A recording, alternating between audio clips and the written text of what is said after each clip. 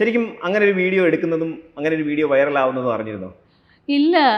എനിക്ക് കുറേ പേര് വാട്സപ്പിൽ അയച്ചു തന്നു. അത് ഒരു സ്റ്റില്ല് വെച്ചിട്ട് അതിനകത്ത് ഇങ്ങനെ ഈ താരത്തെ അറിയാമോ 90കളിൽ, അത് പെട്ടെന്ന് മുഴുവനായിട്ടില്ല. അവർ അത് ആ ടൈറ്റിൽ മാത്രമുള്ള ഒരു ഫോട്ടോ ആണ് എനിക്ക് അയച്ചു തന്നത്. അപ്പം ഞാൻ പെട്ടെന്ന് നോക്കിയപ്പോൾ ഇവിടെ ഞാനാണല്ലോ ഇത് എവിടെ നിന്ന് എടുത്തു, ഇത് ആരെടുത്തു എനിക്ക് മനസ്സിലായില്ല. പിന്നെ കുറച്ച് ദിവസം ആദ്യമൊന്നും ഞാൻ ശ്രദ്ധിച്ചില്ല. പിന്നെ ഞാൻ തിരക്കായതുകൊണ്ടാണ്. ആ സമയത്ത് നല്ല തിരക്ക്, ഓടി നടക്കുന്ന തെരഞ്ഞെടുപ്പ് സമയമല്ലേ, ഓടി നടക്കുമായിരുന്നു. അത് കഴിഞ്ഞിട്ട് ഈ വീഡിയോ ഉൾപ്പെടെ കണ്ണീർ പൂവിൻ്റെ കവിളിത്തലോടി പാട്ടും, പിന്നെ അതിൻ്റെ താഴെ കമൻസ് വായിച്ചപ്പോൾ എനിക്ക് ഭയങ്കര സന്തോഷം തോന്നി. കാരണം ആൾക്കാർക്കൊക്കെ എന്നെ എന്തൊരു ഇഷ്ടമാണ് എന്നുള്ളൊരു ഭയങ്കര സന്തോഷം തോന്നി. അത് കഴിഞ്ഞപ്പോൾ ഞാൻ എൻ്റെ സ്കൂട്ടറിൻ്റെ, അപ്പോൾ അതിനകത്ത് കമൻസിലുണ്ട് ഭർത്താവായിട്ടല്ലേ പോകുന്നത്, പിന്നെ പ്രധാനപ്പെട്ട ഒരു കുറ്റവും കൂടെ ചെയ്തിട്ടുണ്ട്, ഹെൽമെറ്റ് വെച്ചിട്ടില്ല എന്നുള്ള ഒരു കുറ്റവും കൂടെ ചെയ്തിട്ടുണ്ട്.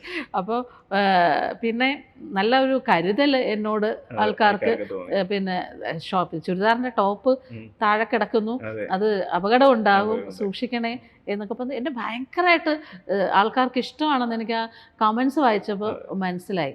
അപ്പോൾ ഞാൻ നേരെ ഇത് എവിടെ വെച്ച് എടുത്തതാണെന്ന് എനിക്ക് അങ്ങോട്ട് ഒരു ഐഡിയ കിട്ടുന്നില്ല. കാരണം ആലപ്പുഴയിൽ ഈ പല സ്ഥലത്തും ഞാൻ ഇതുപോലെ പോകുന്നുണ്ട്. ഇപ്പൊ വന്ന് ഇറങ്ങിയപ്പോൾ എൻ്റെ അടുത്ത് പറഞ്ഞത് ഞാൻ എപ്പോഴും 2 വീലറിലാണ് ഞാൻ ആകെ ഒരു ഹെൽമെറ്റ് അഡീഷണൽ വെച്ച് വെക്കാറുണ്ട്.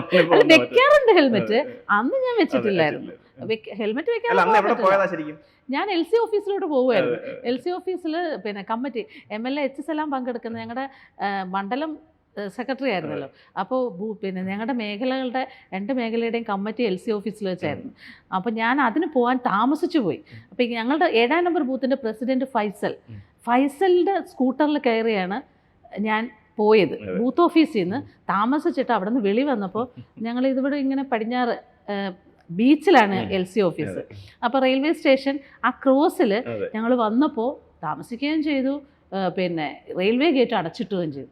ഞങ്ങൾ അവിടെ വന്ന് ഗേറ്റ് തുറക്കാൻ വെയിറ്റ് ചെയ്തപ്പോൾ ഓപ്പോസിറ്റ് ഒരു കാറിൽ, ഞങ്ങളുടെ സൈഡിൽ, പിന്നെ ലെഫ്റ്റ് സൈഡിൽ കുറേ വണ്ടികൾ വന്ന് നിൽക്കുമല്ലോ ഗേറ്റ് അടയ്ക്കും. അപ്പോൾ ഒരു കാറിൽ കുറച്ച് പേര് നിൽക്കുന്നുണ്ട്. അതിൽ ഒരാൾ എന്നെ നോക്കി വല്ലാതെ ചിരിക്കുന്നു. അപ്പോൾ ഞാൻ ഹായ് എന്ന് കാണിച്ചു. എന്നെ മനസ്സിലായി എന്ന് എനിക്ക് മനസ്സിലായി. ഞാൻ ഹായ് എന്ന് കാണിച്ചു, അയാളും ഹായ് കാണിച്ചു. കാറിലിരുന്നവരോടൊക്കെ എന്നെ കാണിച്ചു കൊടുത്തു. അപ്പോൾ ഞാൻ അവർക്കുമൊക്കെ ഹായ് പറഞ്ഞു. എന്നിട്ട് പിന്നെ ഞാൻ ശ്രദ്ധിച്ചില്ല, വീണ്ടും ഞങ്ങൾ തമ്മിൽ സംസാരിക്കുകയായിരുന്നു, ഓരോ കാര്യങ്ങൾ പറഞ്ഞ് സംസാരിക്കുകയായിരുന്നു. അപ്പോൾ പുള്ളി ഫോൺ എടുത്തിങ്ങനെ ഒരു ഫോട്ടോ എടുക്കുകയാണെന്നാണ് ഞാൻ വിചാരിച്ചത്. ഞാനതത്ര കാര്യമാക്കിയില്ല. പക്ഷെ അവർ ആലപ്പുഴയിലുള്ളവരല്ല എന്നാണ് തോന്നുന്നത്. കാരണം ആലപ്പുഴയിലുള്ളവർക്ക് അതിൽ വലിയ അത്ഭുതമൊന്നുമില്ല എന്നെ കാണുന്നതിലൊന്നും. ഞാൻ എപ്പോഴും ഇങ്ങനെയൊക്കെ തന്നെ ഇവിടെയൊക്കെ കാണും. അപ്പോൾ ഇത് ആലപ്പുഴ വിട്ട് ബീച്ചിലോട്ട് വന്ന ഏതോ ഒരു ഫാമിലിയാണ്. അപ്പോൾ അതെടുത്തു, അത് ഞങ്ങളങ്ങ് പോയി.